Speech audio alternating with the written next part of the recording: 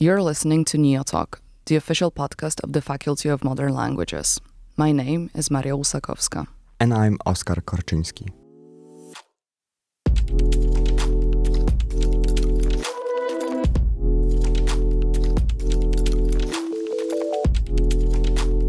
Thank you so much for joining me today, Oskar, as my co-host. Thanks for having me. I am truly excited about this conversation because we have a fantastic guest from France today with whom we'll be talking about animals and literature. But first, I think our listeners would like to get to know you a little bit, as you're one of the students who joins me on this podcast journey. I'm a fifth-year French studies student at the Faculty of Modern Languages at the University of Warsaw. Among my main academic interests are French phonetics and phonology in the context of second language acquisition. I've had the opportunity to present my research at several conferences in Poland and France, and this year I also had the chance to publish an article in French about a case study I carried on. Congrats! Thanks. And outside of your academic work? I enjoy learning languages. It's not a surprise, I guess. Mm-hmm. I'm currently working on my German that I fell in love with.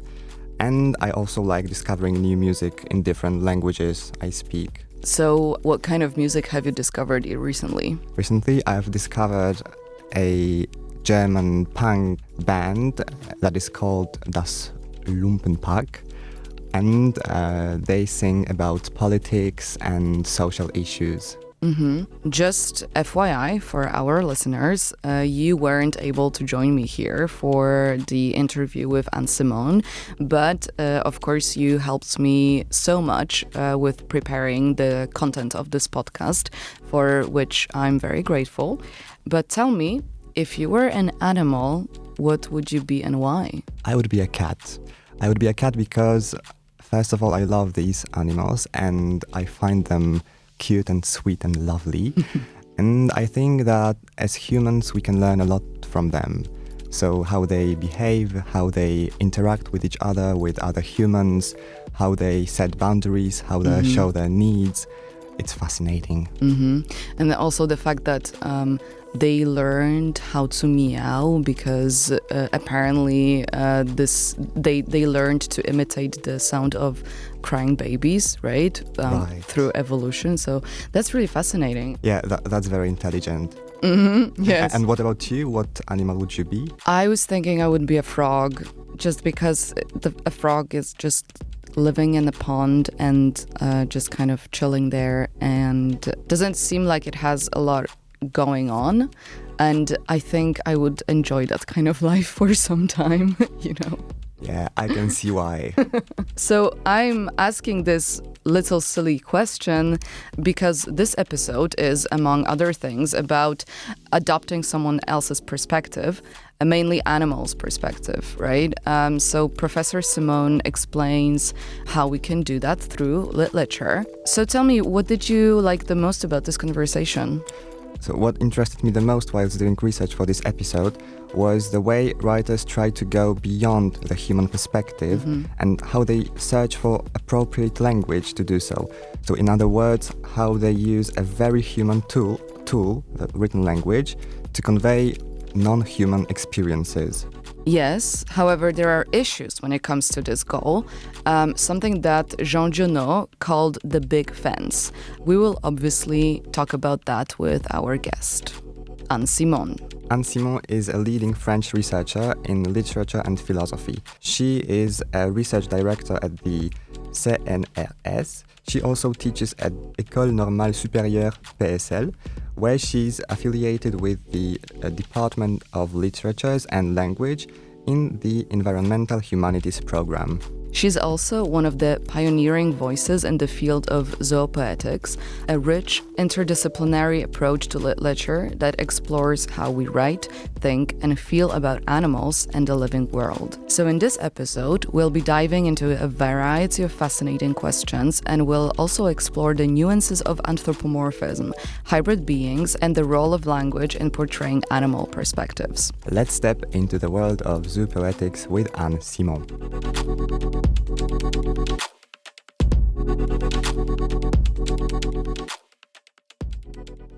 welcome, Professor Anne Simone, to NeoTalk podcast. I am very excited to have you here. Thank you so much for your invitation, and thank you for your question to you and to Oskar too. Thank you so much for, finding a little bit of time for us. Of course, the main topic of today's conversation is zoopoetics. And I want to mention that in one of our last episodes with Professor Judyta Zbierska-Mościcka, we talked about ecopoetics. And I am also aware of the existence of ethnopoetics, anthropopoetics. So can we talk right now about a quote-unquote poetics turn in contemporary literary studies? I think we can't really talk about a general poetic turn in literary studies since stylistic analysis has a long-standing tradition. Even just looking at the last 50 years, for example, there is a strong influence of structuralism and formalist criticism in France, the country, which is my country, during the 60s and 70s. But over the past 15 years or so, there has definitely been a poetic turn in literary studies tied to environmental humanities or ecological humanities, as I prefer to say. In France in particular, there has been a desire to move away from first North America ecroticism and animal studies waves and their initially highly referential and moral interpretations of texts about nature and animals. It was useful, of course, those waves. They were useful. But now there is a need to show that the meaning of texts, of zoopoetics texts, emerges from the very stylistic and narrative forms and not merely from explicit ecological aims, themes, or vocabularies used. And what is interesting for me is that ecopoetics and, of course, zoopoetics have managed to connect style with animal agentivity and natural dynamism, thanks in large part to the legacy of the structuralist and the formalist tools of the 60s.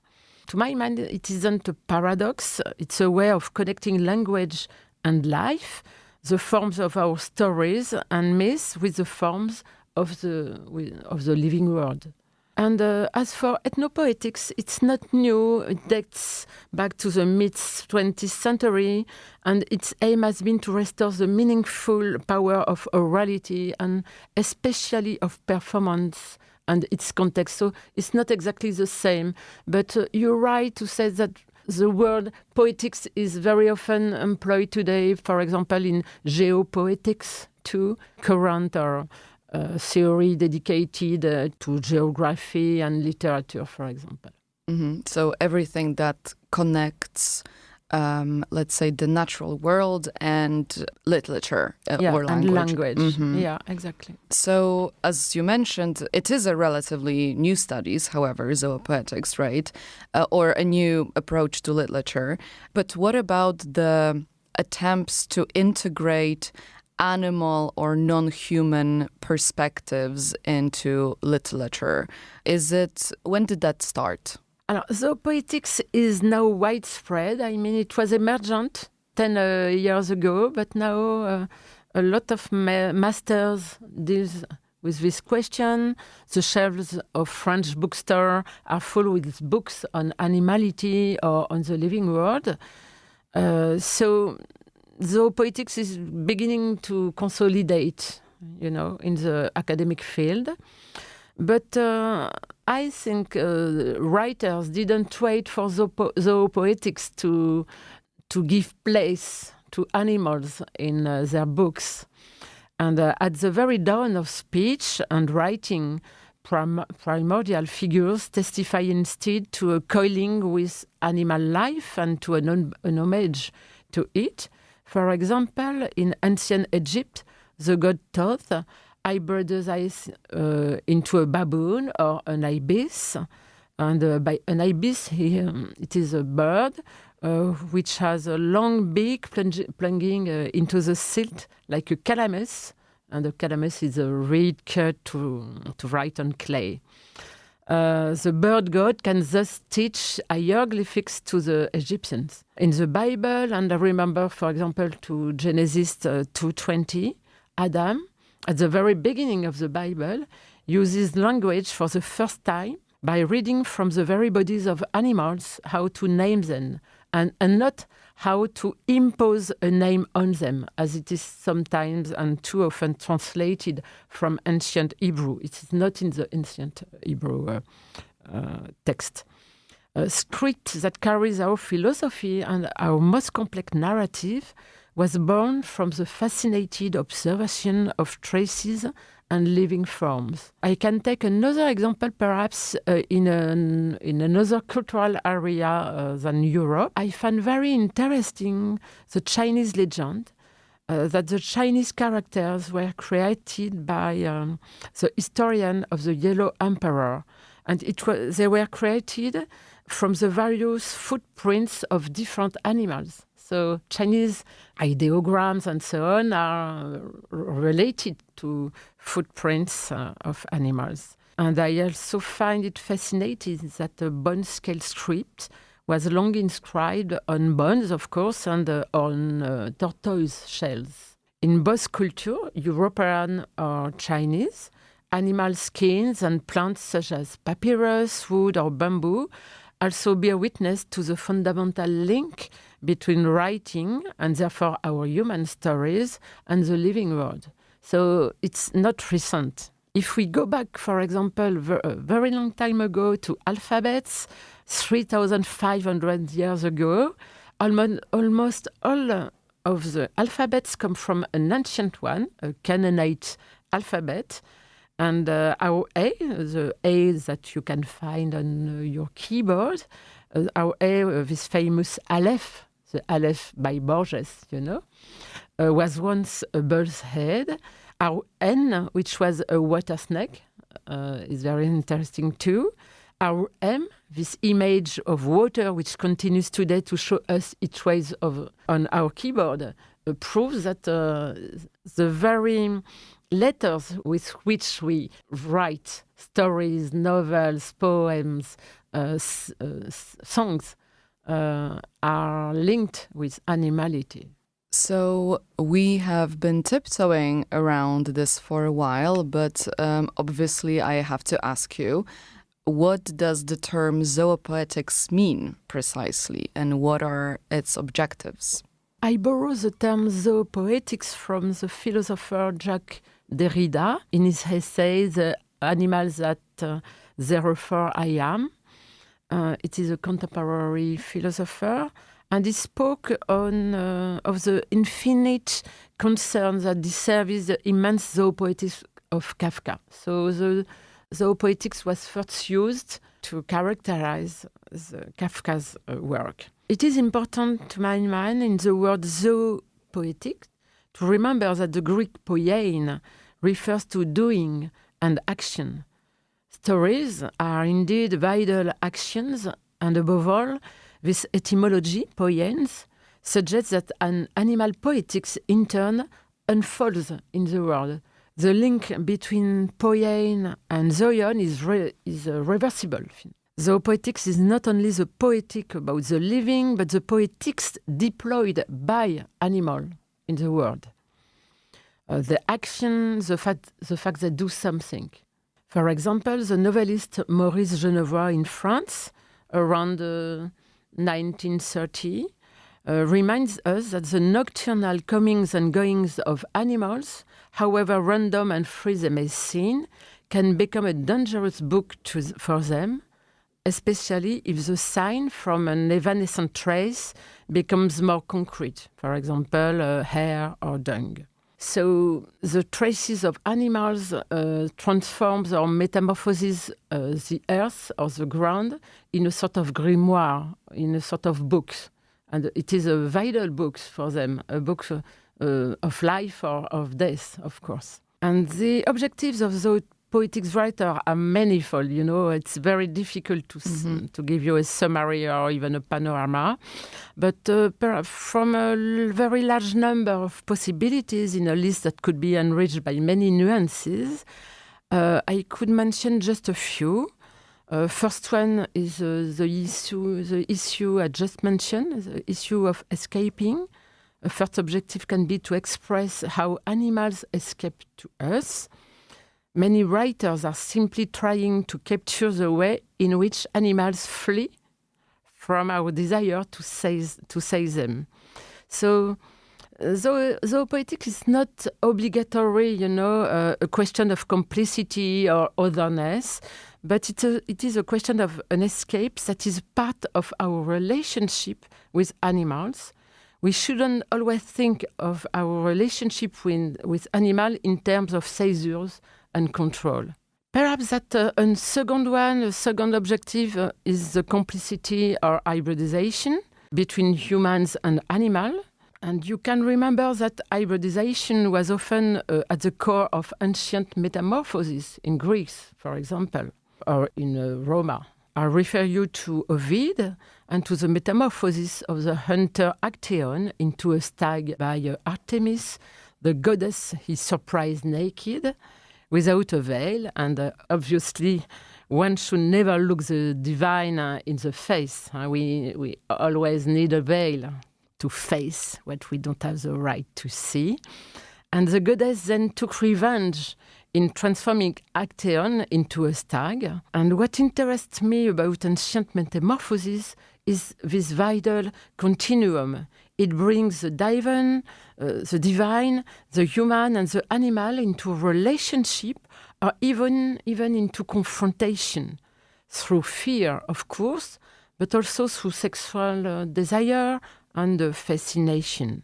And what is interesting in this myth, for example, it is a continuum that is therefore postulated at the very moment when it endangers the protagonist. What I want to say is that Actaeon is beckoning the prey he was hunting just before, and he finds himself hunted and then mauled by his own dogs. And it's wonderful. But you have to notice that in this myth, it is not the only metamorphosis we can find. Artemis herself, the goddess, through the Indo-European root art of her name, is a beer woman. Alors, in the contemporary text, hybridization is less definitive, more fluid, and not necessarily mythical or disturbing. I can perhaps give you just an example. Yes, of course. Contemporary text. Yes. Yeah? I'm also interested in how they are different from what you've just described. Yes, because when you metamorphosis in antiquity, it's done. I mean, you can't go back. Right. Like let's think to Eurydice and Orpheus, for example. If you metamorphosis in a dead, you can't go back into earth. In contemporary works, it's more different. It is more wavy, if I can say this. Let's go back, for example, to Beatrice Beck's novel The Cat Child. The narrator's familiarity with her pet is described as a reversible translation. For instance, when she's sharing her bed with her cat, and a lot of people share their bed with their cat. And in this gentle reversibility, we no longer know who is who. Kittens have no ego separate from the world from other bodies. She said, don't know they are asleep, suspect it when they feel someone else's gentle warmth as their own. It's a very nice sentence. Perhaps there is a third objective, very different from the others. It is often to highlight modes of beings that are sometimes radically different from our own. Human language, so human, is then used not to express the fluidity between species, which I remind you, is a constructed category, certainly useful, but a constructed one. So writers want to pay homage to the absolute otherness of animals. we find again our paradox of a typically, specifically human language, which can nevertheless assume it's very other, make room for otherness, without metabolizing it. It's very difficult to give a place to otherness without transform otherness in your own identity, you know? And literature is an art less of the lexicon than an art of syntax. And syntax is an art of variation and internal tension. I could give you a lot of examples of this tension into the syntax, which allowed to include otherness without kill otherness. Without erase. Without erasing. Yeah. Otherness. Do you have an example in English that you can translate or only in French? I have in French, but I can think, for example, to Flush, the biography of a dog written by Virginia Woolf. And she managed with her syntax, with her rhythms, with the intensities of her punctuation, with the way she uses words concerning le flair, the smell. She manages to write the sensations of a dog, Flush, who is running through Florence, the Italian city. And it's wonderful because she creates synesthesis, you know, in order to transpose our human ways of feeling and perceive the world to another way of perceive it. Because we, you know, human beings, our senses, the most important senses for us is vision. And so we have to imagine the sensations of a horse, for example, as Leon Tolstoy did. And so it's possible to do it with our human means. Although I guess also first we have to know which senses are the most important for the animals, right? Yeah. So the animals have to be studied anyway. You're right. I think it's very important to study ethology when you want to write a book about animals, because animals are very different from each other. And the ant is as different from an elephant than elephant from us, and perhaps we are closer to a primate, of course, because we are primate, to a chimpanzee than to another animal, for example. We don't have to forget that we are mammals. Yes, of course. We will come back to that, also the question of mammals, but I wanted to ask you, because you are obviously French, and in the French language, there are two terms to describe animals. It's l'animal and la bête, which can be translated, I guess, into English as beast. They are both originating from Latin. So can you tell us what does the choice of one or the other entail, and what do they say about the attitude of humans toward animals? In Polish language, you don't have two terms, you have only one term? Well, I would say we have the word bestia, but it is very pejorative. So if I call an animal bestia, we immediately put that being into a box of something very dangerous, scary, you know, a monster, and so on. And as far as I understand, in French, la bête is a little bit more neutral, right? Yes, it's more complex. Exactly. I often use the word beast, you're right, in French, because it is a word from the popular Latin bestia, and you're right, it was an insult, you know? Yes. If you say bestia to a man or to a woman.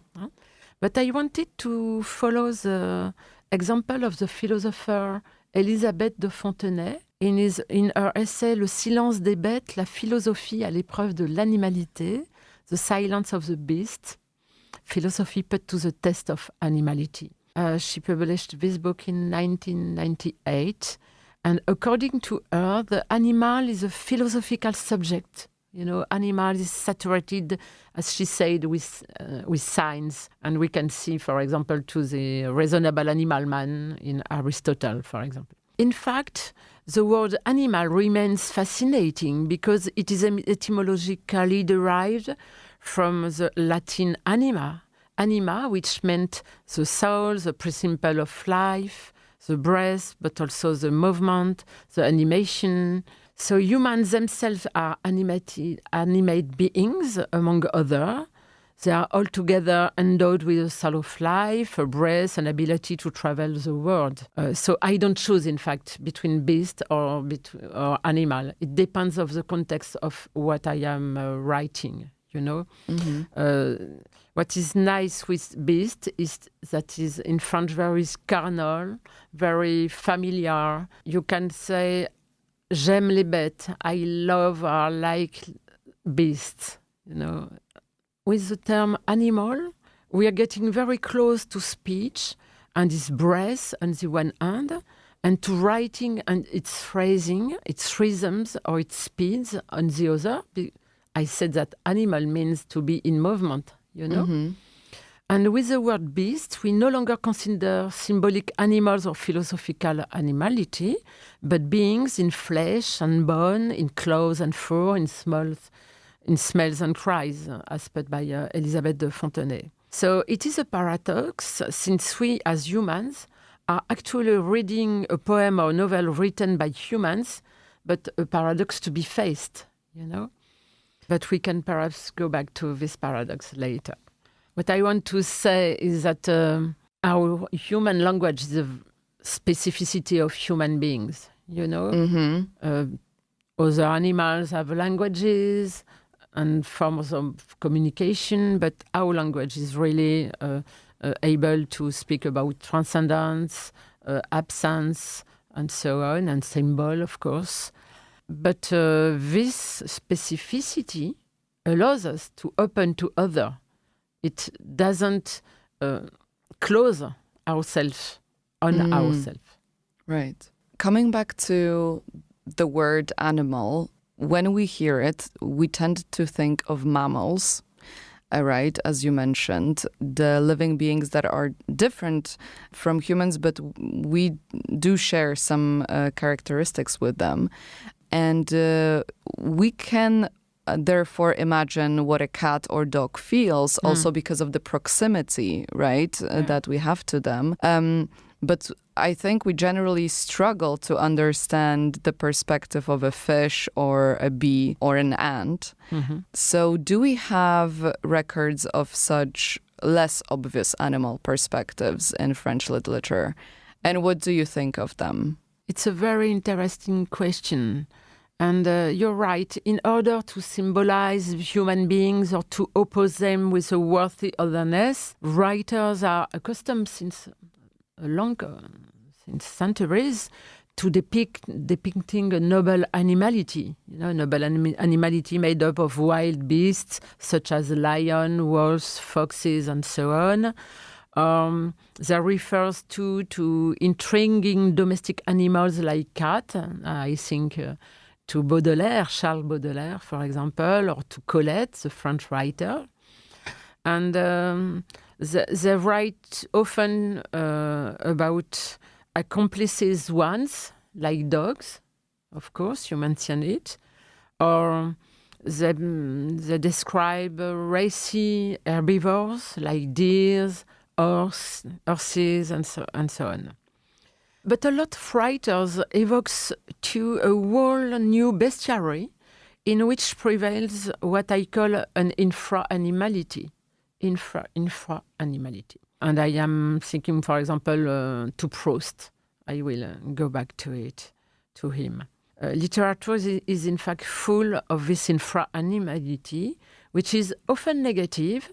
It is an animality that is inferior in size and value to humans, like cockroaches, for example. An animality which is perceived as multiple, invasive and perceived as a nuisance.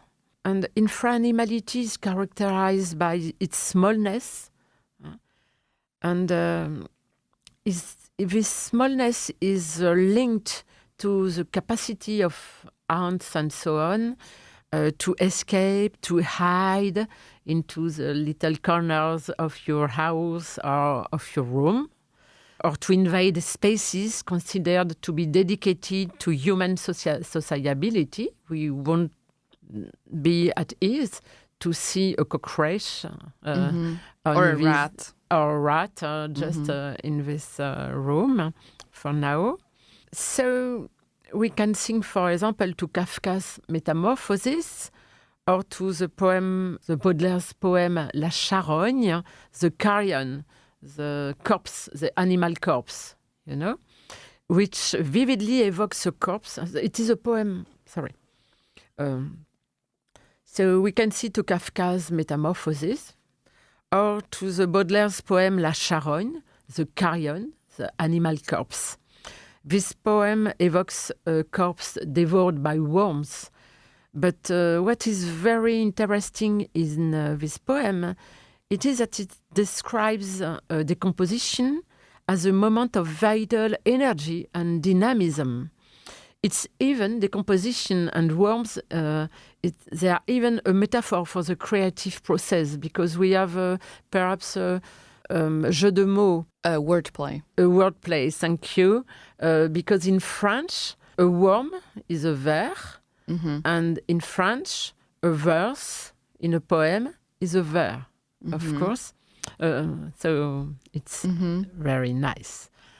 So you can understand that there are many works that evoke a marvelous infra-animality, like, for example, in France, the historian and naturalist Jules Michelet, who wrote a wonderful book called L'insecte, the insect. We can sing to the South African female novelist Henrietta Rose Innes in a book, a novel called Nineveh, a novel in which beetles are considered extremely beautiful because of their colors or the way they move. I think that infra-animality often open our minds to a very old tradition, a medieval one at least, the tradition of the divine marvel.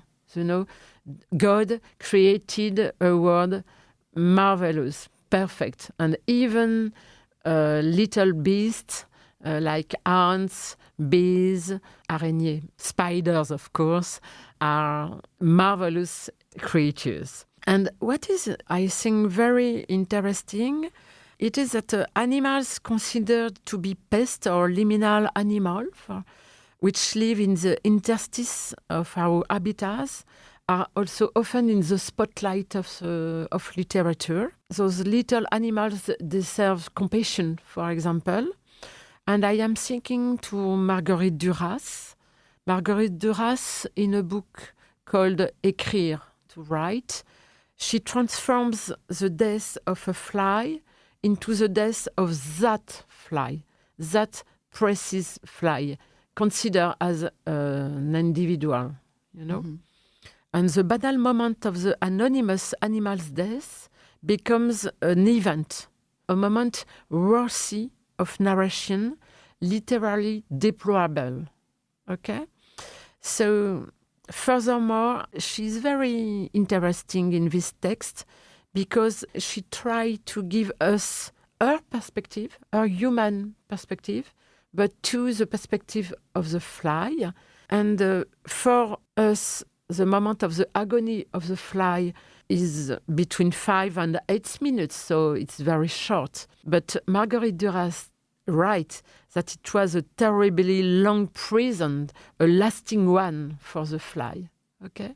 So it is in Zoopoetics text, it is possible to have both perspectives together, or just alternatively. So you mentioned the infra-animals, or the perspective of infra-animals, and which is seemingly inaccessible but we are still trying to do that, right? Writers try to do that. And they manage to do it, I think, because literature is an art of time, and then it is an art of speed. And so with punctuation, with rhythm, with different intensities, I think we are able as human beings to join and to link with other intensities. But there is this, let's call it a problem, that the writer Jean Giono once called the big fence, right? He defined it as an unbridgeable separation between humans and animals, between species.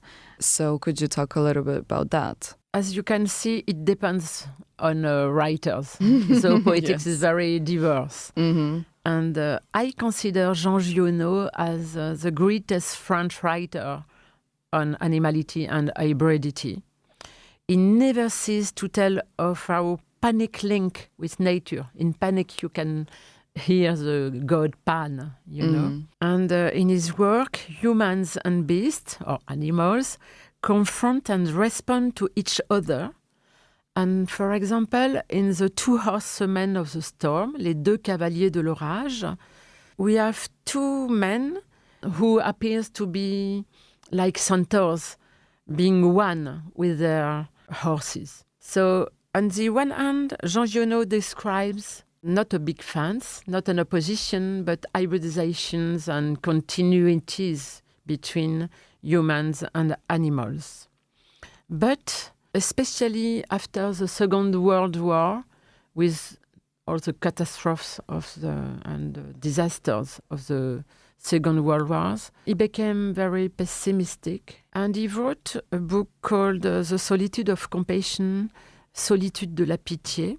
And he highlights the hiatus between a man eager to comfort a dying haze, the female of her hair, and so the hiatus between the man and the haze itself, which is overcome with atavistic terror at the sight of the hand that is trying to stroke it.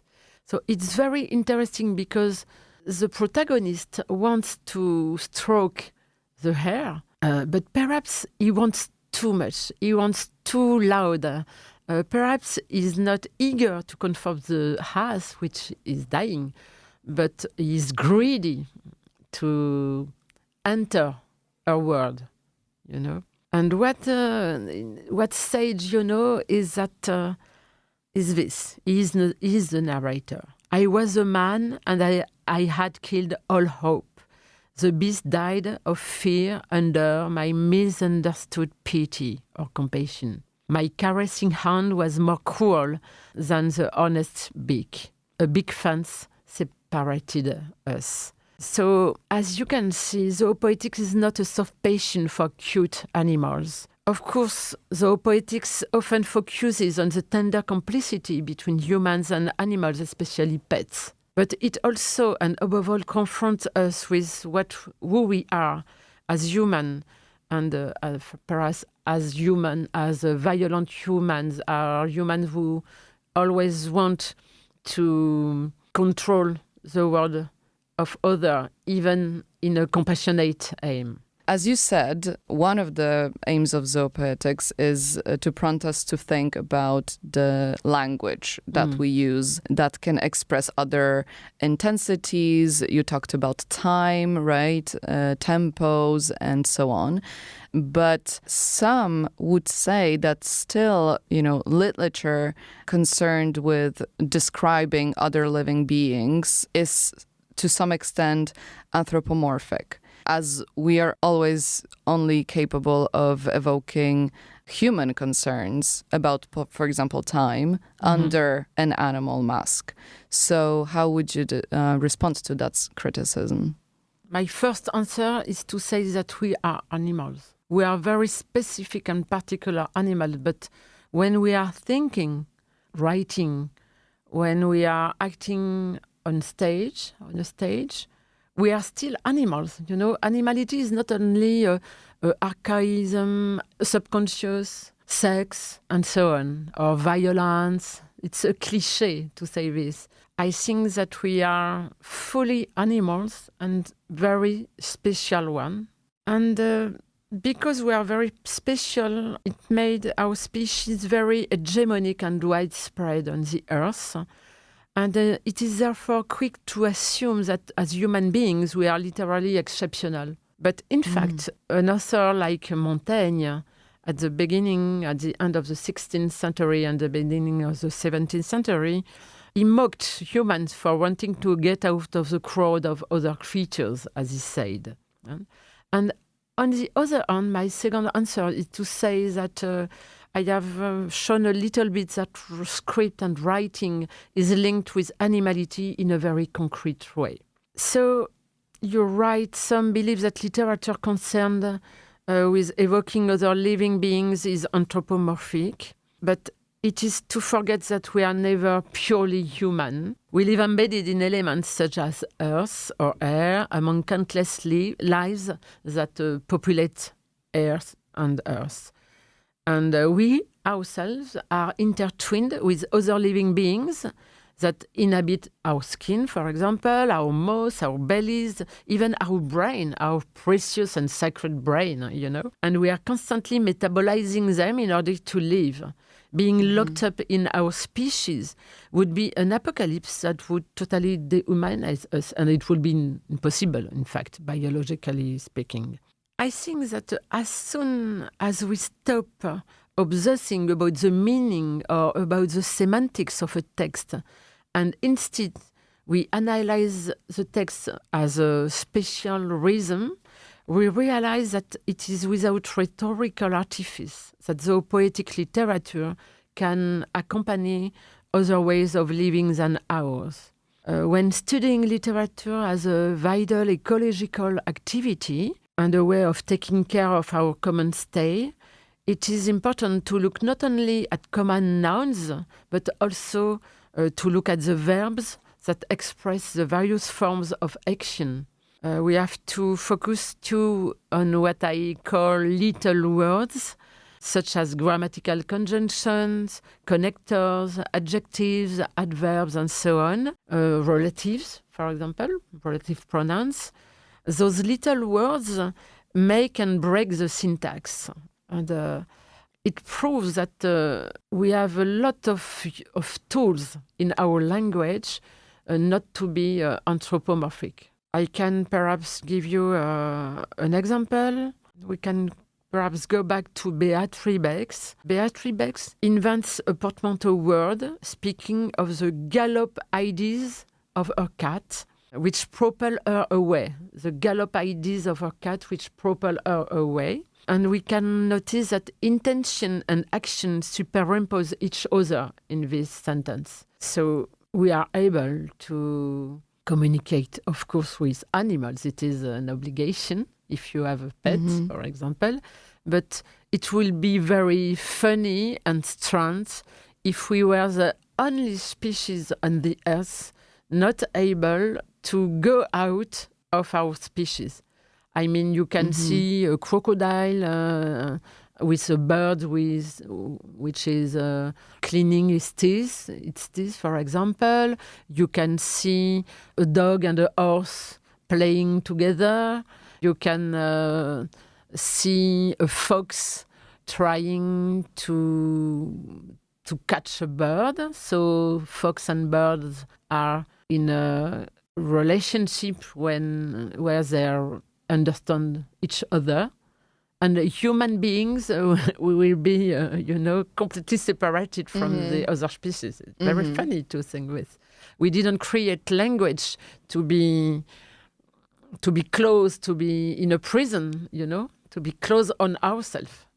I think that human beings created a language at the very beginning of hominization to open up to other species and to the world. Speaking of language and using it, what do you think a writer has to do to write zoopoetic work? Do you think they have to have some special qualities or just do a lot of research? That's a good question. I think that to write in a zoopoetic way, one might craft narratives that do not place humans at the center of the story, but instead the writer could multiply perspectives, animal, vegetal, mineral, elemental, and so on. All is interconnected.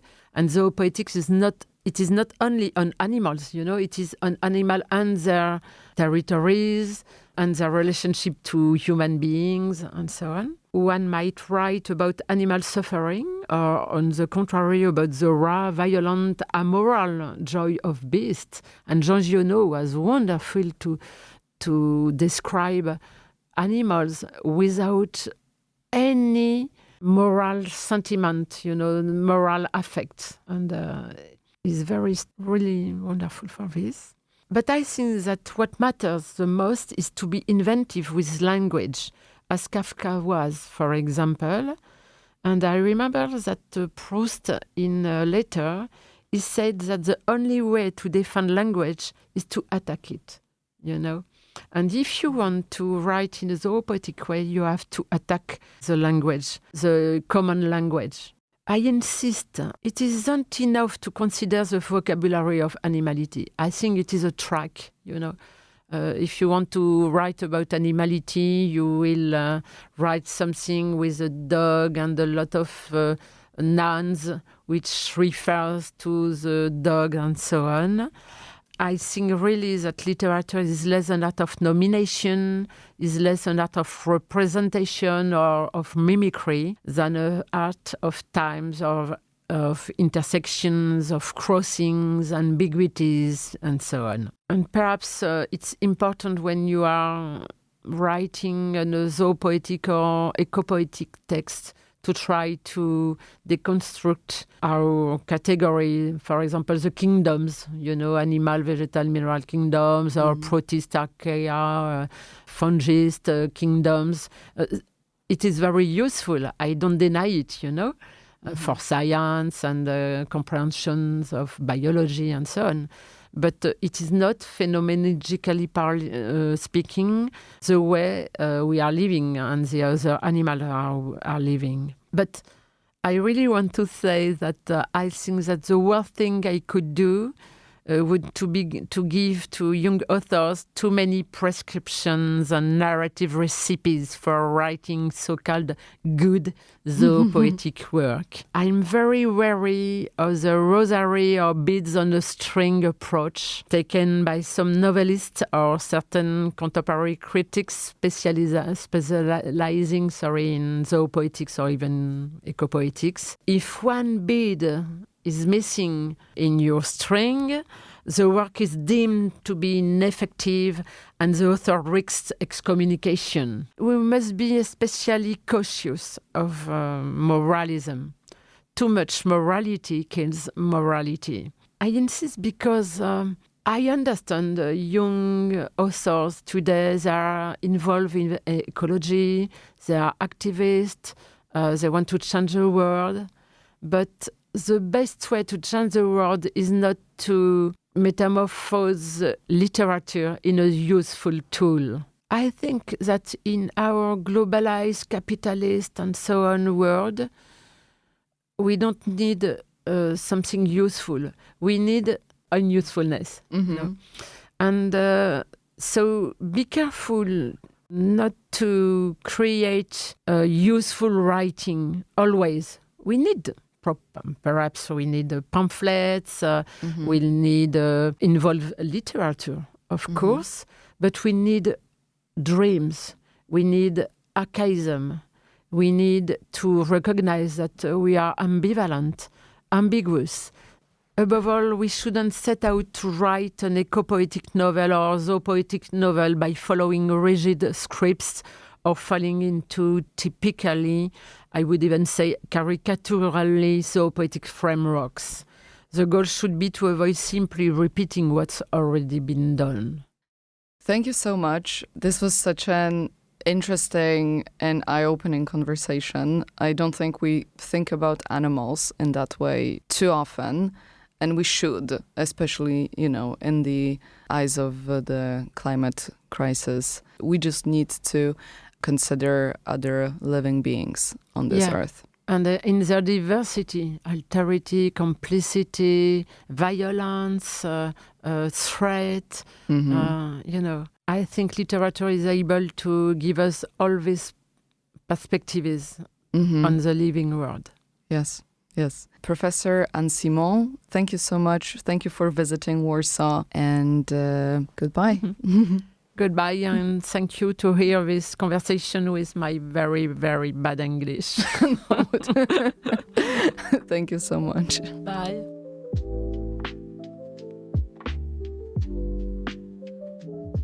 This was an episode of NeoTalk, the official podcast of the Faculty of Modern Languages at the University of Warsaw, recorded at Radio Campus. Franek Wójcicki edited this episode, and the cover art is by Weronika Rosik. You can find additional resources and books mentioned in the show notes. We encourage you to follow the Department of Modern Languages on Instagram and Facebook.